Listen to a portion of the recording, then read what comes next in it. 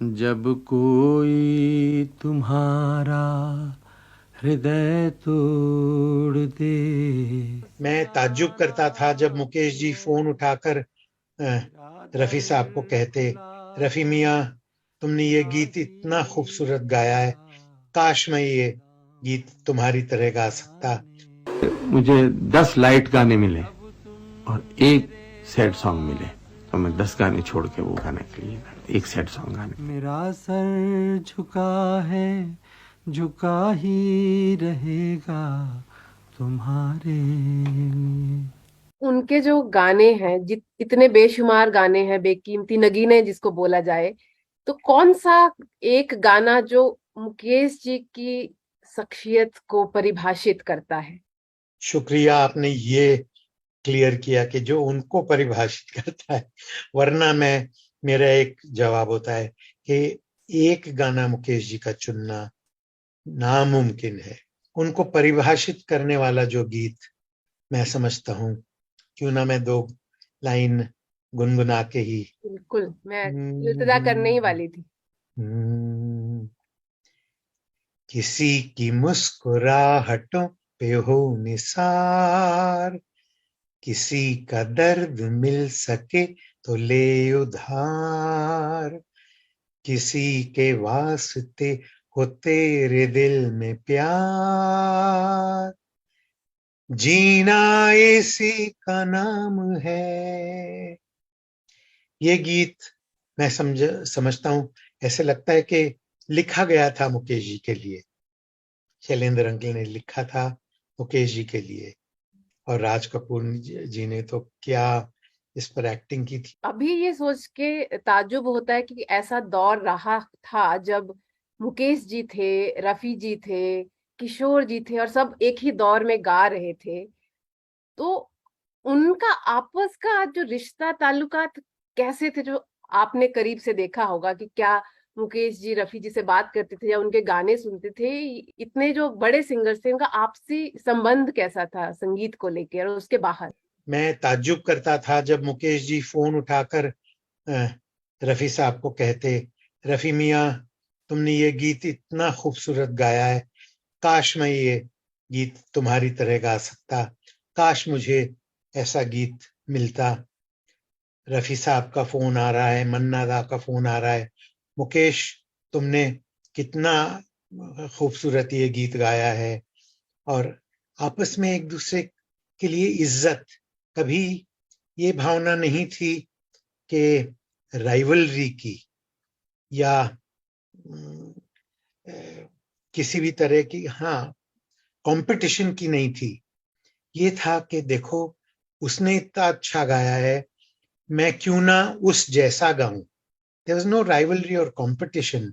जब मैं पापा के संग स्टेज पे गाता था, तो वो हमेशा मुझे कहते थे, कभी एकदम भी no reservations in his mind और हार्ट, कि बेटा मेरे खुद के गीत गाने के लिए तो मैं खुद हूं ही, तू रफी साहब के गाने गा, रफी साहब का ये गीत कितना खूबसूरत है, कितना लोकप्रिय है, तू किशोर दा का ये गाना गा, कितना लोकप्रिय है। मुकेश जी, जैसे मैंने कहा कि रफी साहब को, किशोर दा को, महेंद्र कपूर साहब को, मन्ना दा को, और सबसे ज्यादा किसी को चाहते थे तो लता जी को। लता दीदी के गाने जब भी सुनते थे, मैंने कई बार उनको देखा है एकांत में, एक था ना वो मेघा छाए आधी रात, वो जब भी सुनते थे, यानी कई बार सुनते रहते थे, गुनगुनाते थे, रोना उनका, आंखों से डब डब आंसू गिरते थे। और ऐसा शायद ही कोई इंसान होगा जो इन सारे सिंगरों की इज्जत नहीं करता हो, या शायद क्या होगा ही नहीं।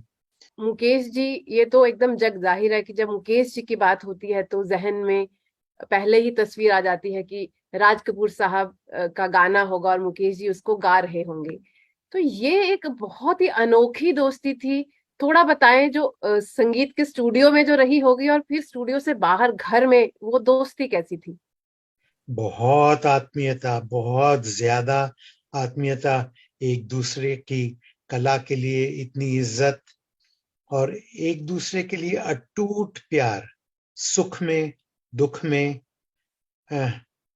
राज अंकल ने पापा का साथ कभी नहीं छोड़ा, और वो इसलिए था कि दोनों की आवाज ऐसी मिलती थी कि आप कह नहीं सकते थे कि राज कपूर जी गा रहे हैं, मुकेश जी गा रहे हैं।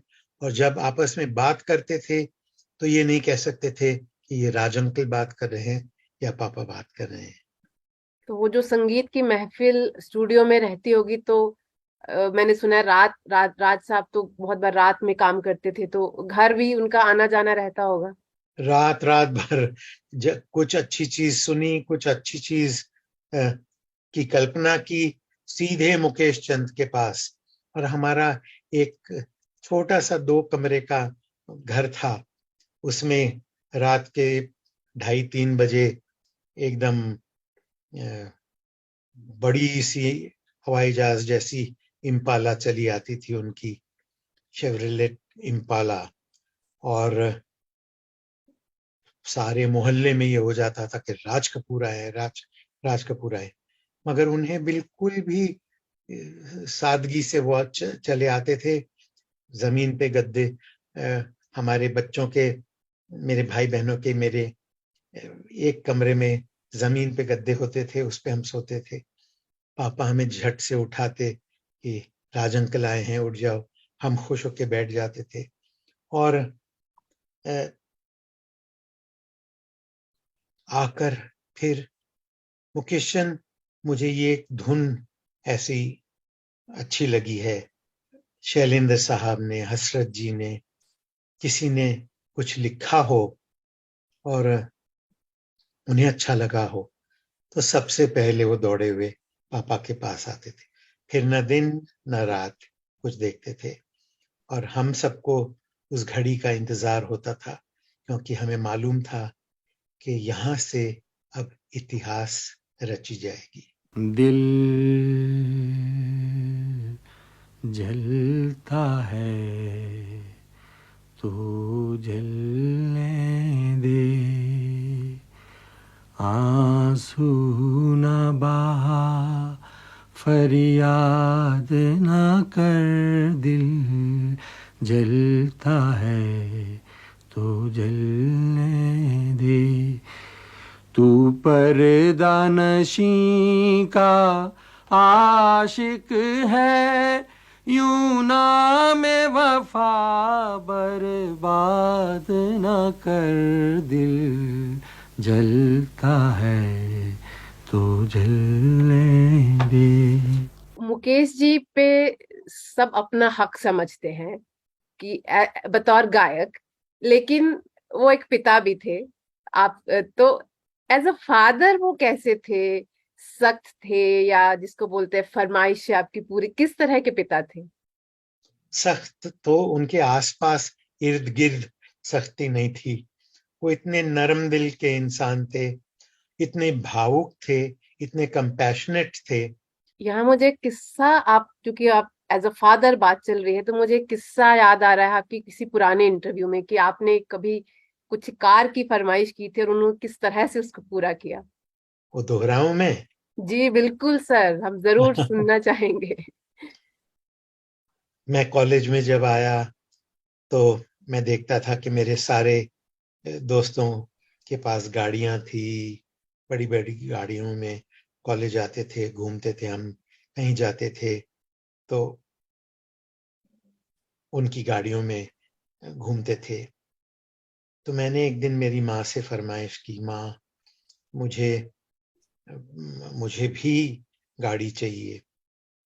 माँ ने पापा से कहा, सुनिए नितिन बड़ा हो गया, कॉलेज जाने लगा है, उसको गाड़ी की जरूरत है।